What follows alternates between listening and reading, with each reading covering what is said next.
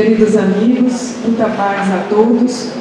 É com grande alegria que voltamos às nossas atividades aqui na Seja, após o período do MIEP, retornando em plenitude às nossas atividades de estudo e de evangelização.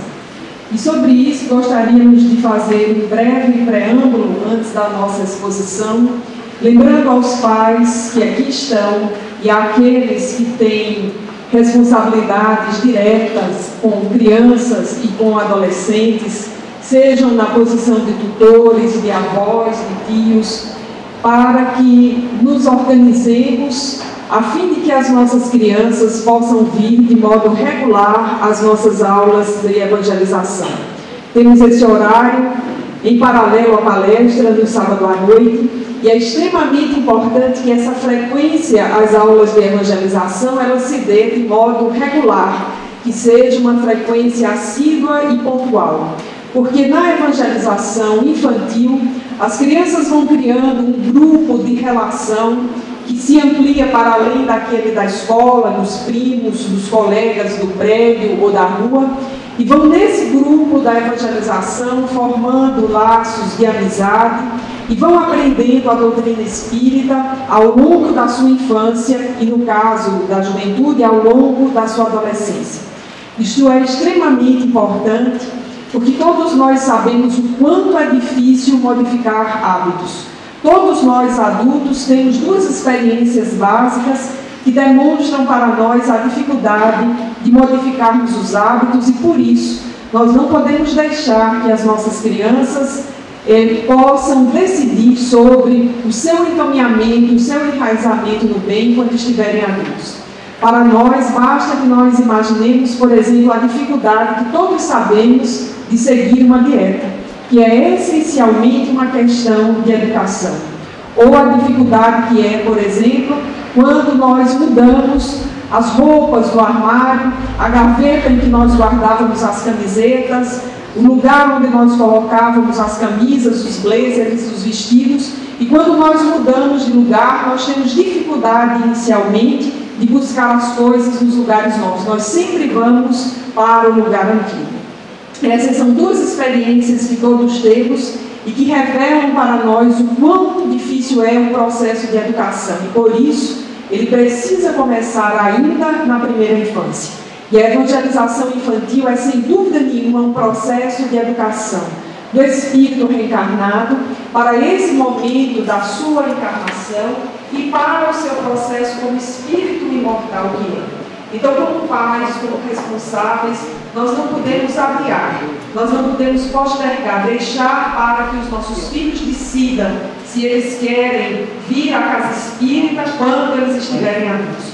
Do mesmo jeito que na nossa experiência nós não deixamos que eles decidam se querem ir para a escola ou se têm que tomar as vacinas, nós precisamos nessa fase da vida apresentar-lhes a doutrina espírita e a mensagem de Jesus. Se quando adultos eles decidirem por uma outra opção, isso aí então será parte das escolhas da vida adulta. Mas fará uma escolha consciente. Difícil será fazer uma escolha sem nenhuma opção, sem nenhuma preparação.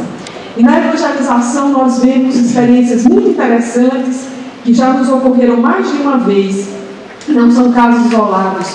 Há pais que por vezes conversam conosco e dizem assim, eu nem vinha para a palestra hoje. Eu estava com preguiça, eu nem vinha, mas fulano aperreou tanto, chorou tanto, queria vir para a seja que eu vim para ficar calado. E aí sempre que eu ouço uma história dessa que não é invenção, não é mentira, eu fico me perguntando quem é o espírito maduro dessa história.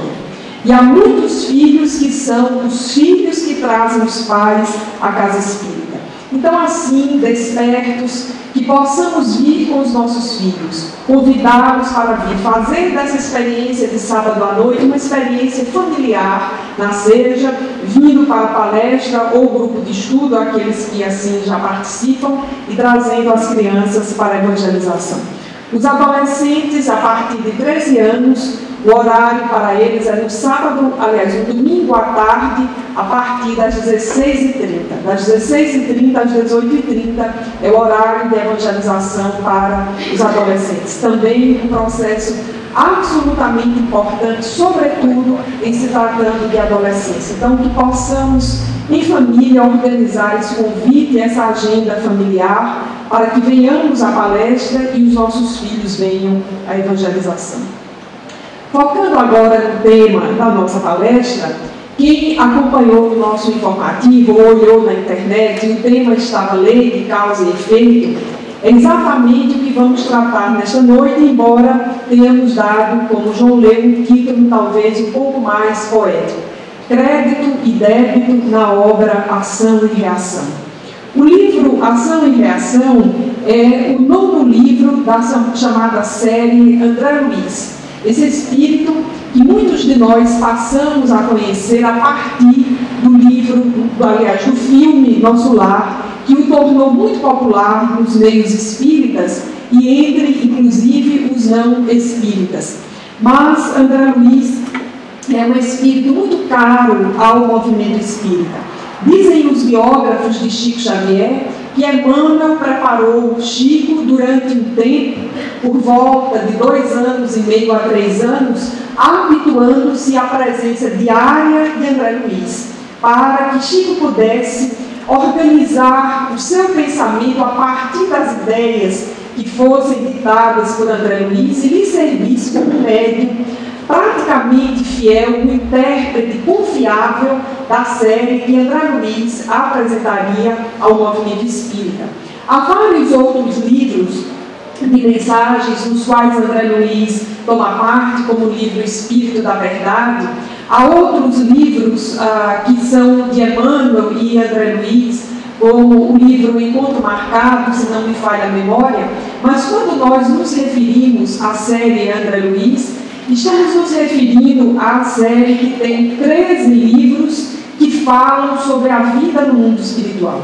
Se os amigos acessarem o site da Federação Espírita Brasileira, verão que há um link para a série Vivendo no Mundo Espiritual, ou A Vida no Mundo Espiritual.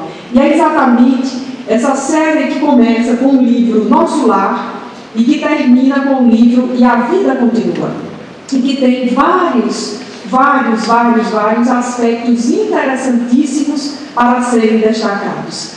Para os nossos objetivos desta noite, eu destacaria, por exemplo, o ritmo de psicografia e de publicação desta série. Se nós observarmos bem, o livro Nosso Lar vai ter o seu prefácio datado de 1938. E a psicografia vai se completar em 1943. Portanto, Emmanuel já escreve o prefácio do livro muito antes que a obra estivesse pronta, estivesse psicografada.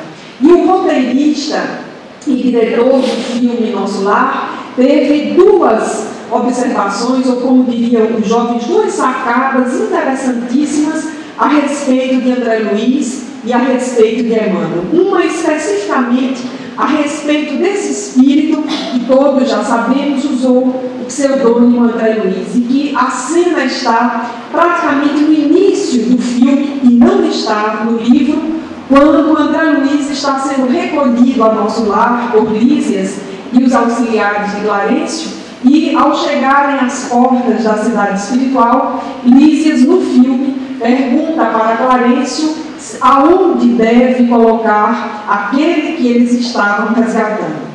E Clarencio diz: nas câmeras de regeneração, é um bom menino que está de volta.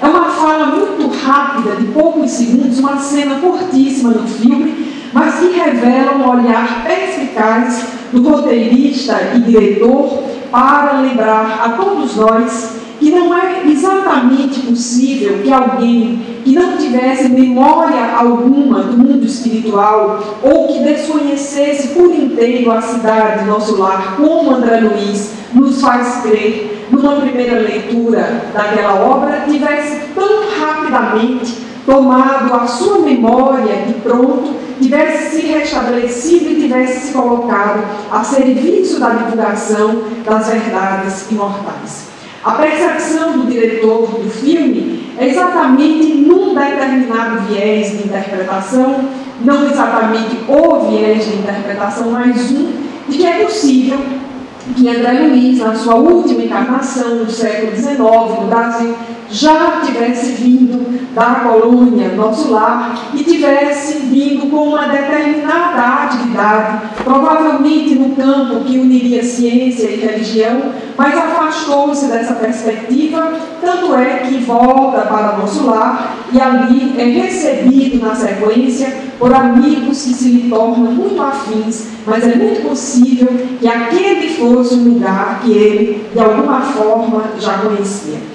E a outra sacada do filme, que não está no livro, mas essa baseada no prefácio, é de que o Ministério das Comunicações seria, em nosso lar, dirigido por Emmanuel.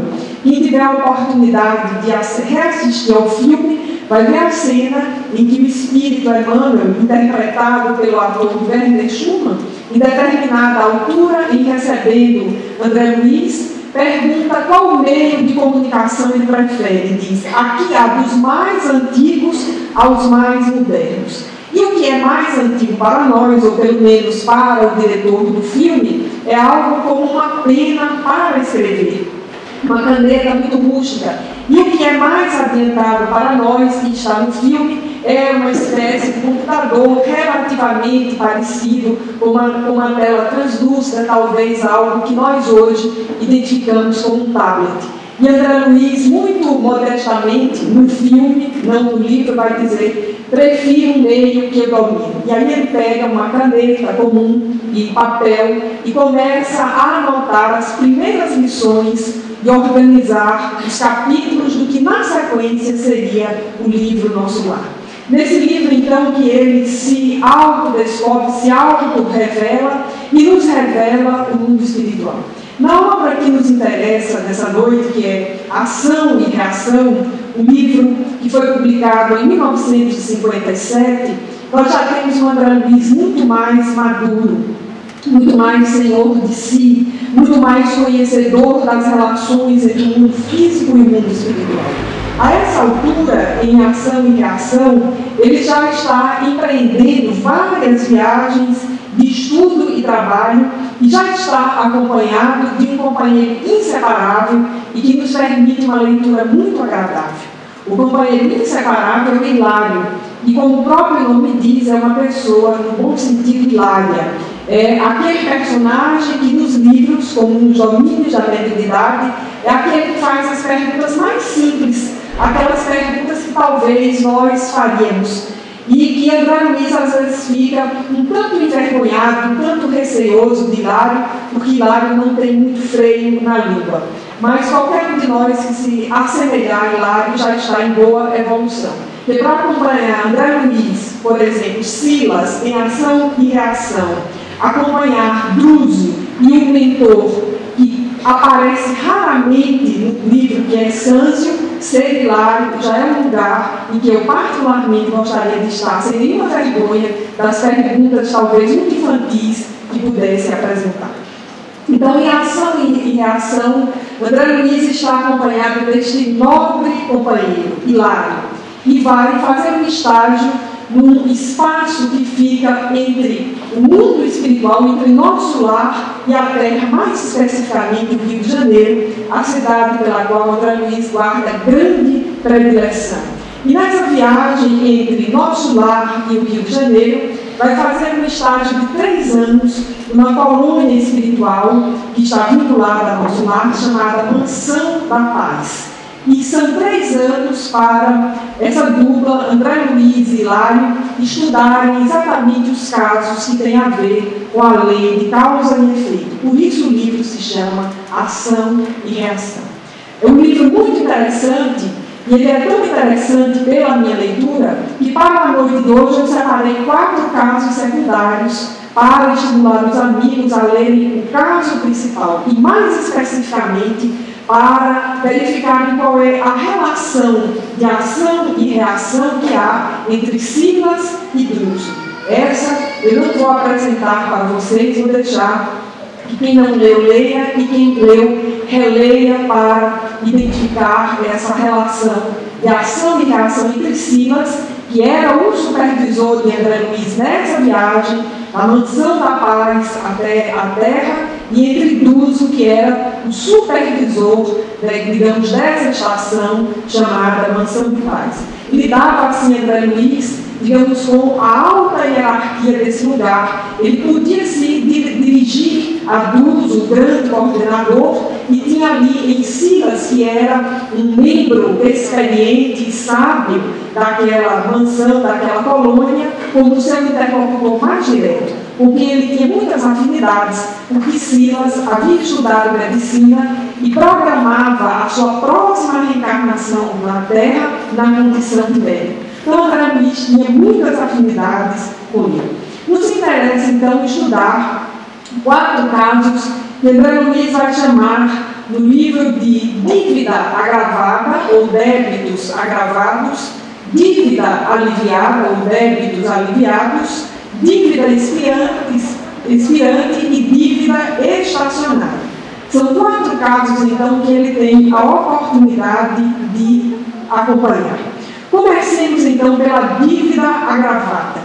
A dívida agravada refere-se à história de Marina, que era uma jovem que, pela altura do início da segunda metade do século XX, estava reencarnada na Terra. Nos lembremos que o livro foi editado em 1957 e André Luiz fala de fatos contemporâneos àquele período. Portanto, a época em que a história foi acompanhada, essa personagem tinha em torno de 30 anos. É possível que, quando a história foi publicada, já se tratasse de um espírito um pouco mais velho, ou bem mais velho, do que aquele momento em que André Luiz a conhecia.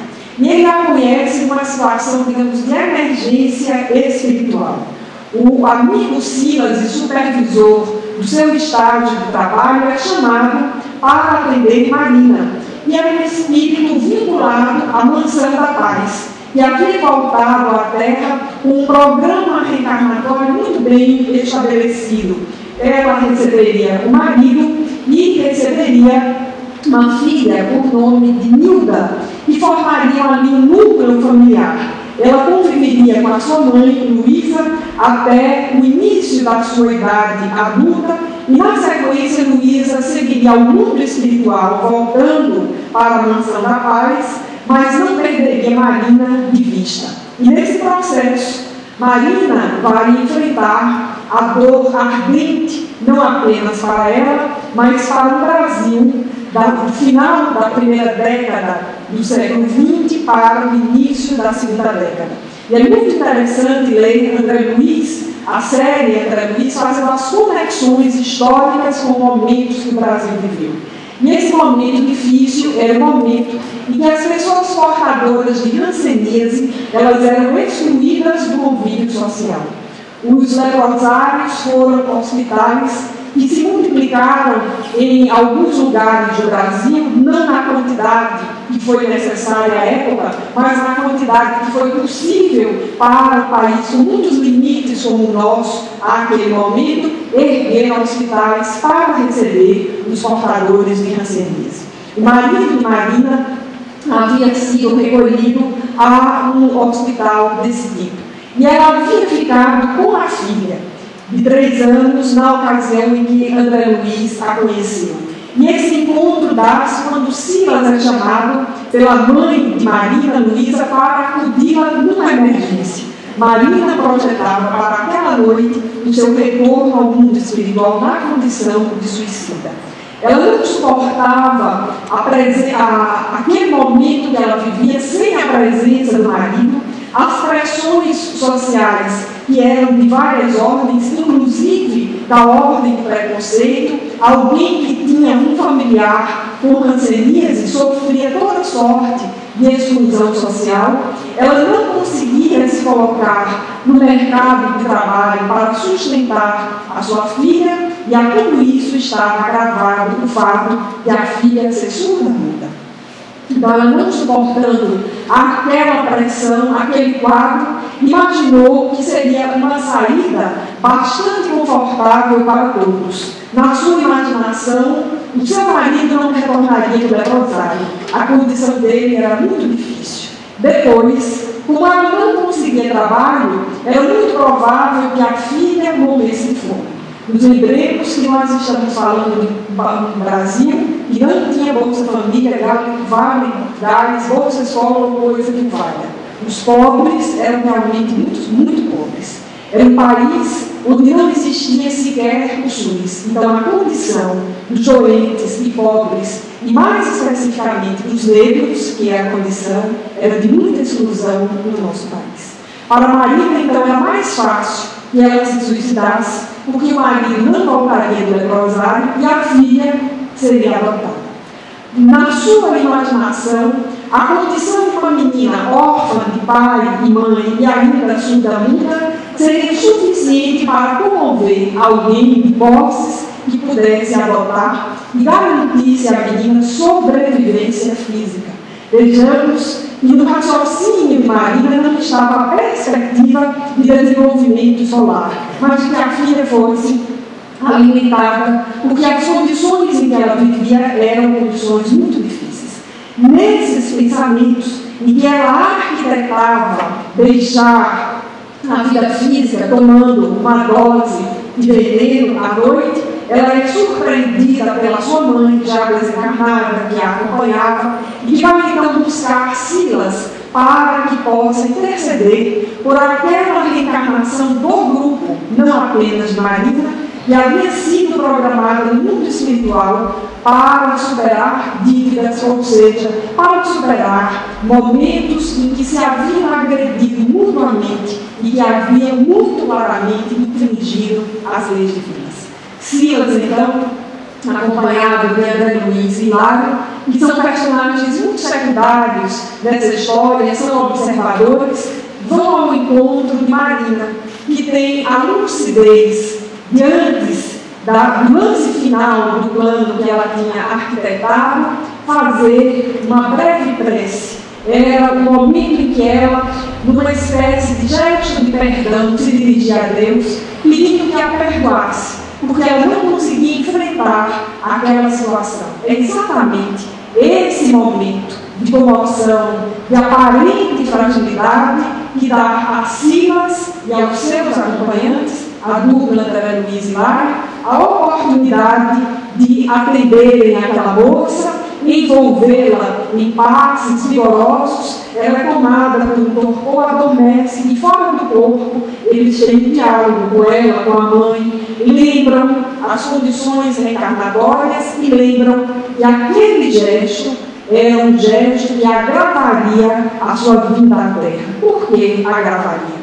Porque na existência anterior, e é muito interessante observar que André Luiz faz sempre referência à existência anterior, e nesta obra todas as existências anteriores se deram no século XIX, mas a atual Marina havia sido alguém que se interpusera ao casamento da irmã, que se chamava Zilda. A irmã estava com o casamento marcado, o noivado encaminhado, e ela passara a se interessar pelo cunhado. E não conseguindo superar a situação, ela não apenas seduz o cunhado, mas leva-o ao cumprimento do casamento que estava marcado, e a irmã, por nome Zilda, naquela ocasião, no século XIX, deixa a vida na condição de suicida. A mãe era a mesma, Luísa. Havia sido mãe delas duas no século XIX, mãe de ambas no século XX. O projeto reencarnatório era exatamente o de colocar aqueles antigos noivos, amantes, Marina e o seu então cunhado, agora na posição de esposos. E eles tinham vários outros vieses, ramificações com as leis divinas, enfrentamentos pessoais que precisavam fazer. E para o marido, na atual existência, a hanseníase era uma forma de autoencontro consigo mesmo. O que não configura na obra nenhuma apologia à dor, à doença. Mas ao que André Luiz vai descrevendo, aquela havia sido a melhor opção encontrada para, no acolhimento da doença, a época degenerativa, poder também se encontrar consigo mesmo, podendo, através da doença, liberar-se de algumas outras pendências do passado. Marina recebia na condição de filha a ex-irmã e agora voltava com o nome de Nilda, de Zilda para Nilda, e aparecia surda-muda desde a nascença, sem conseguir desenvolver nada que dissesse respeito à fala ou à audição. Exatamente como um efeito, uma reação da ação à vida passada que havia sido a do suicídio. Não conseguindo suportar o fortíssimo golpe de ver o seu noivo com a sua irmã, de ver o noivado que estava encaminhado se desfazer, Zilda havia optado pelo suicídio. E como toda ação gera uma reação, ela voltava desta feita com o perispírito lesado. E esta lesão se apresentava no corpo físico. Quando nós lemos, por exemplo, a noção de modelo organizador biológico, que Joana de Ângeles apresenta no livro, agora não faltou o nome, mas Joana de Ângeles lembra, se o Cássio lembrar, ele vai dizer, modelo organizador biológico, nós vamos entender que o perispírito é exatamente esse molde, essa forma, e o perispírito vai organizar o corpo físico para que se expresse com os melhores recursos para aquele espírito. Portanto, Nilda, que havia sido Zilda e havia tomado o veneno da existência anterior, havia lesado exatamente essa área das cordas vocais. E o arranjo divino, e, sobretudo, o empenho maternal daquela que fora mãe de ambas nas duas vidas, havia permitido que esse grupo se reencontrasse e que as ações do passado, que geravam tantas reações de desafeto, de desamor, fossem agora revistas, fossem agora reconfiguradas em novas relações parenterais. Voltava Marina com o antigo cunhado, agora na função de marido, envolvendo-se emocionalmente de forma profunda e, na sequência, tendo a irmã de volta na condição de filho. Nessa história, André Luiz vai exatamente chamar a atenção para essas ações extremas e vai nos levar a entender que as nossas ações, todas elas, sobretudo aquelas ações que desencadeiam efeitos sobre a nossa vida, que são decisões de fundo, necessariamente geram reações. Nós não podemos fugir delas. As ações acertadas vão gerar exatamente reações que estão em concerto, que são sistêmicas e que vão poder nos impulsionar à evolução. Mas as ações que são desconcertadas, elas vão exigir, como é natural, o concerto posteriormente. A literatura espírita nos ensina que esse concerto não necessariamente é na vida seguinte, como foi o caso de Marina e dos seus familiares. Esse concerto pode se dar muito tempo depois, como nós vamos encontrar uma outra história, que é a de Poliana e Sabino. Poliana e Sabino vão estar no chamado débito estacionário. Eles não contrariam novos débitos na atual existência, mas eles estavam no espaço em que eles precisavam de um interregno, de um momento de recomposição, sobretudo para a Poliana. E vinha de muitas existências com Sabino. Muito mais do que amigos, do que amantes, eles eram comparsas. Silas descreve para André Luiz e Hilário um conjunto de ações que há muitos séculos, e pelo que ele descreve, a condição, as lembranças de Sabino, eu calculei mais ou menos uns 4 séculos para trás, pelo menos há 4, 5 séculos, viam em encarnações sucessivas, arquitetando falências, calúnias, traições, crimes os mais diversos, de Sabino, sempre conseguindo encontrar enorme prazer nessas circunstâncias em que ele pesava o outro. E Poliana era o seu instrumento, era a sua auxiliar predileta. Uma sintonia profunda entre ambos permitiu que arquitetassem as mais diferentes, os mais diferentes crimes, aliás, de diversas naturezas, nas circunstâncias sociais em que foram colocados. Poliana havia despertado um pouco antes de Sabino para as questões emocionais. desde a penúltima existência, ela vinha percebendo que emocionalmente ela também se sentia lesada com os crimes que eles arquitetavam e praticavam. E essa percepção foi suficiente para que na existência em que André Luiz os conhece, através de Silas, numa visita que vão fazer, porque ambos também estão ligados à Mansão da Paz, a reencarnação deles havia sido projetada lá, eram espécies de tutelados. André Luiz vai conhecê-los exatamente na condição de mãe e filha. Uma mãe que sofre muitas limitações. Alguém que está reencarnado na condição feminina, mas que não tem plena lucidez das dificuldades da vida, que não tem um pleno discernimento da condição materna, mas que se sente profundamente vinculado àquele filho que havia renascido, à semelhança da filha de Marina, com muitas limitações.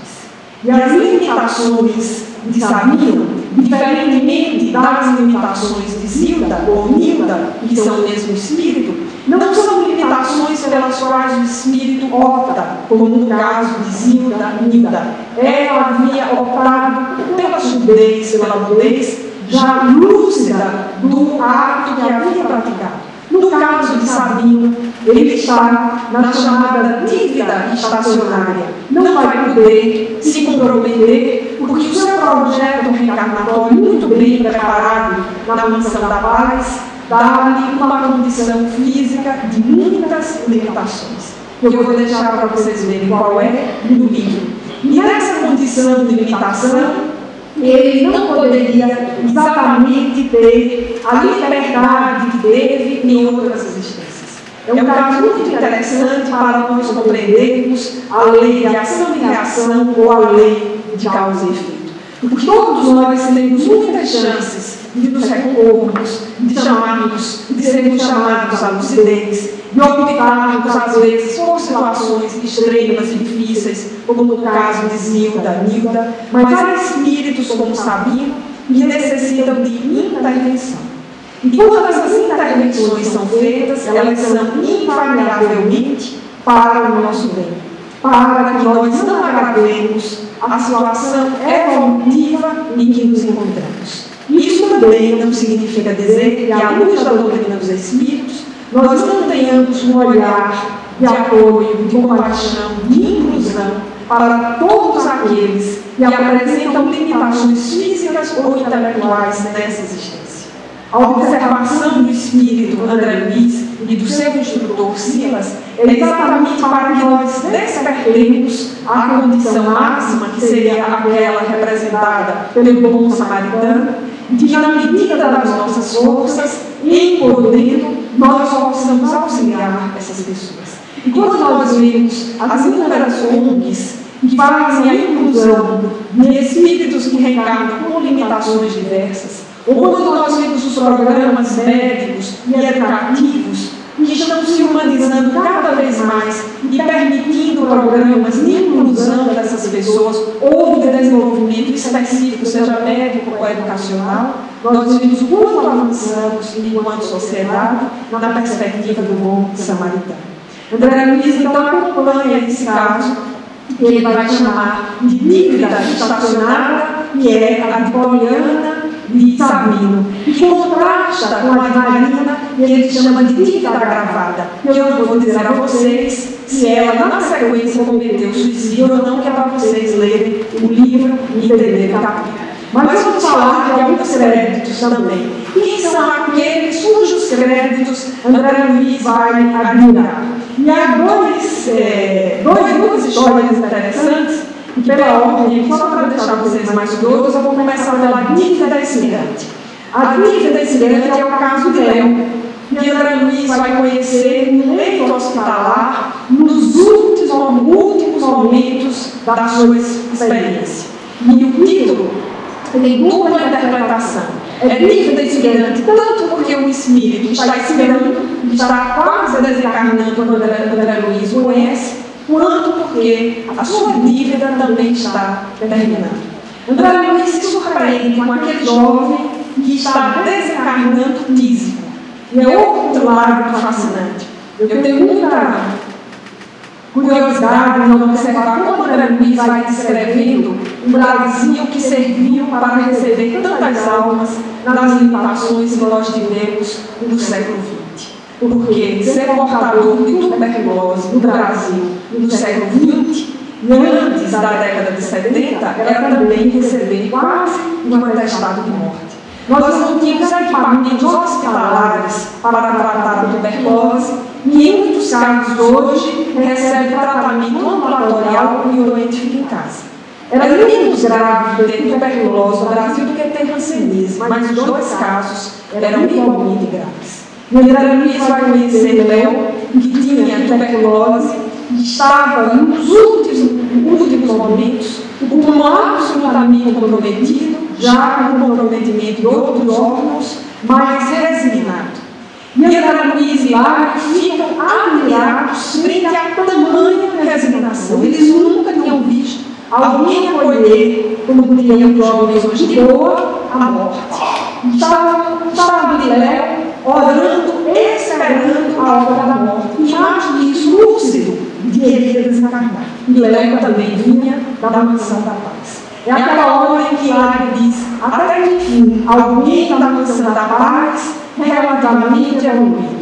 E Silas vai aproveitar para dizer que não era bem assim. Léo tinha uma ficha no passado em que ele havia gravemente se comprometido com um único irmão que tivera numa existência anterior, no século XIX, portanto, naquele Brasil de Casa Grande e Senzala, no Brasil dos escravos, no Brasil dos inúmeros que morreram nos engenhos de cana-de-açúcar, e Léo havia tido um irmão nessas circunstâncias, e eles haviam herdado uma grande fortuna.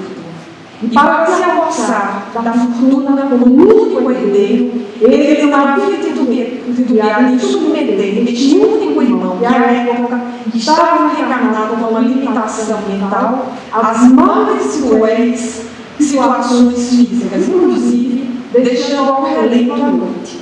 Tudo muito normal no Brasil do século XIX, de Casa Grande e Senzala, e para alguém que queria a herança só para si. Até que ele articula a morte, eu não vou dizer como, atribui a culpa, eu não vou dizer a quem para vocês lerem, mas no mundo espiritual ele foi acolhido na sua loucura obsessiva pelo dinheiro, pela posse familiar, exatamente na mansão da paz, e foi acolhido por aquele irmão cuja morte ele havia arquitetado. Ele então cai em si, ele é um pouco na nossa compreensão filho pródigo, ele cai em si e a partir de então ele passa muito tempo no mundo espiritual da mansão da paz, projetando a sua nova reencarnação, que ele vai cumprir tal como o programado. Então a comparação entre Léo e Marina é que Marina fugia da programação e Léo cumpriu a programação tal como estava traçado. E a sua dívida expirava. Eu vou deixar para vocês verem a correlação entre o desencarne dele e a vida dele.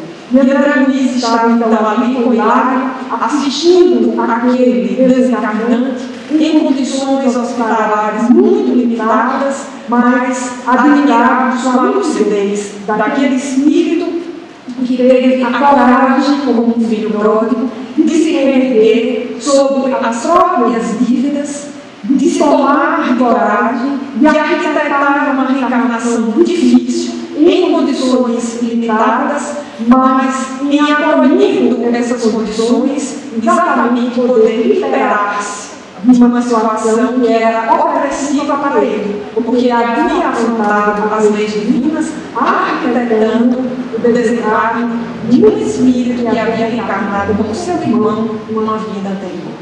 E estava ali liberando-se. Era um espírito ao alvorecer de uma nova era para novas reencarnações no futuro, muito mais lúcido, muito mais maduro e em condições de colaborar com o seu grupo espiritual de origem e, quiçá, com a humanidade. E, por fim, André Luiz então vai analisar a convite de Silas, aquilo que ele denomina, a experiência, aliás, que ele denomina de débito aliviado, ou a experiência dos créditos, que é a experiência de Adelino, que muito me tocou, porque Adelino é um expositor espírita. Então eu fiquei entre a admiração de Adelino e uma certa reflexão sobre os desafios que envolvem a todos nós, os expositores espíritas. André Luiz vai conhecer Adelino numa instituição espírita, trabalhando, vai descrevê-lo como um perfeito médium de intuição, aquele que era capaz de fazer fluir o pensamento dos nobres mentores da instituição.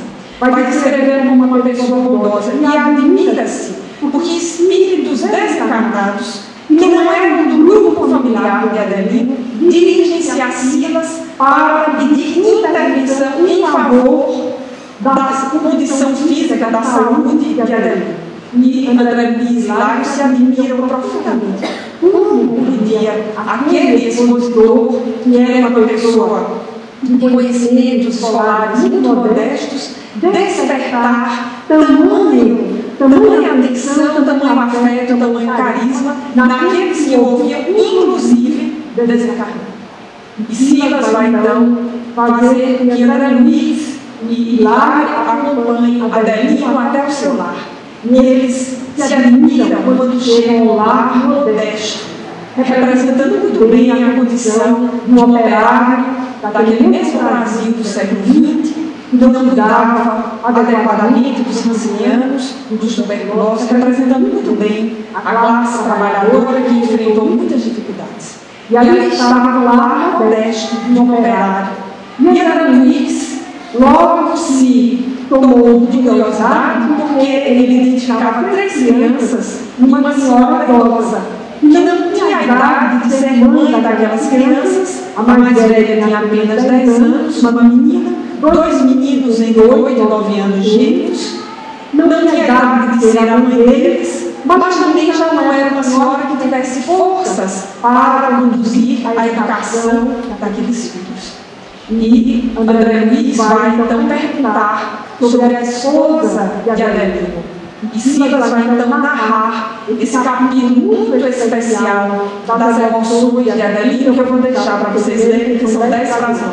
Na sequência, Silas vai apresentando os esforços de Adelino, a superação que ele estava vivendo, as dificuldades como pai de família, como operário, como uma pessoa vinculada a uma instituição espírita, demonstrando que os seus desafios familiares haviam sido por ele escolhidos. E aí nós temos pela primeira vez entre os personagens um personagem lúcido para projetar a reencarnação. Os desafios familiares haviam sido por ele escolhidos no seu processo reencarnatório para que ele pudesse exatamente dar um salto qualitativo em relação a uma existência anterior, novamente, daquele século XIX do Brasil, de Casa Grande e Senzala, agora do século XX, mas com lucidez. E eu não vou narrar para vocês lerem o que foi que ele fez e por que foi que ele escolheu aquela família e os desafios que chegaram ainda quando André Luiz estava em seu lar. E André Luiz é tomado quase que de uma admiração profunda, de um êxtase, porque ele via ali alguém praticamente nos limites. E, com todo respeito ao André Luiz, é mais ou menos como se ele dissesse assim: se fosse comigo, eu não daria conta de 3 filhos, uma mãe idosa, trabalho e casa espírita. Porque às vezes ele bota os personagens do livro e nos permite essas leituras. Quando ele fica muito ali deslumbrado com Adelino, ele está, na verdade, fazendo uma leitura das limitações que ele teve, ou dos enfrentamentos que ele não fez na sua última reencarnação. Adelino é então o caso do crédito. O capítulo é intitulado exatamente Débito Aliviado, porque o próprio instrutor Silas vai falar que Adelino tem muitos créditos. Prova é que espíritos desencarnados ouviram a sua exposição e se comoviam e se reestruturavam e iam pedir aos mentores espirituais pela sua saúde. Que eu também não vou dizer de que é que ele estava doente para vocês lerem. Então, André Luiz vai ali observar a frase de Silas: Adelino tem muitos créditos colecionados no mundo espiritual. E deixamos esse caso do fim exatamente para lembrar E à luz da doutrina espírita, aquela noção de karma não descreve a lei de causa e efeito ou não descreve a lei de ação e reação. A popularização da ideia budista de karma significa estar atado a um sofrimento atroz, do qual não se liberta nunca. E é uma popularização mal feita do mito de Sísifo, da mitologia grega, aquele que fazia um trabalho durante o dia e o trabalho era desfeito à noite. À luz da doutrina espírita, a perspectiva é de reconfiguração, a perspectiva é de reajuste. Não é uma perspectiva que estimule, nem que faça apologia à dor, mas entende que para muitas superações é preciso que nós nos encontremos com a dor, acolhendo-a como uma grande companhia. O desafio está em acolher a dor. Na hora da dor, a primeira pergunta de todos nós é: Senhor, por quê? Por quê? Por quê? Por quê? Como nós não vemos os pontos cegos das nossas existências, e às vezes nem dessa existência, nós não conseguimos entender o sofrimento.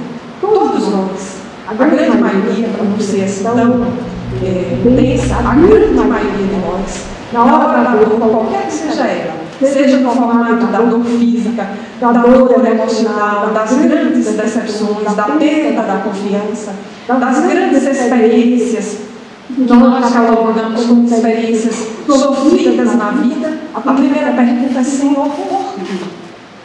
Porque nós vemos apenas essa vida. E aí, como diz o Espírito Emmanuel, a nossa vida deveria ser vista pela metáfora do retrovisor. Porque o retrovisor mostra a estrada que ficou para trás. E há muito que ser visto para trás.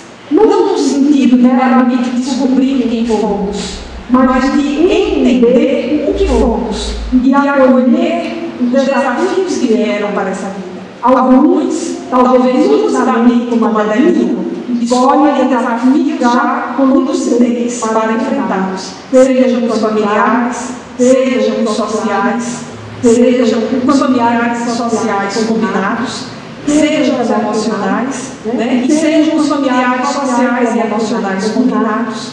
Escolhem. Outros, como o Sabino, precisam ter a reencarnação preparada e devidamente preparada, com muitos limites, para que não venha agravar a existência. E muitos de nós, às vezes, estamos como Marina, a ponto de fazer uma curva na existência e de nos distanciar do projeto reencarnatório. Por isso, a obra Ação e Reação de André Luiz, que contém esses casos e que são os secundários, não é o caso principal, vai nos lembrar exatamente isso. A nossa atual existência, ela se interconecta com o nosso passado, mas também se interconecta com o nosso futuro, com o que nós seremos na próxima existência. Por isso, o personagem Silas já programava a sua próxima reencarnação como médico.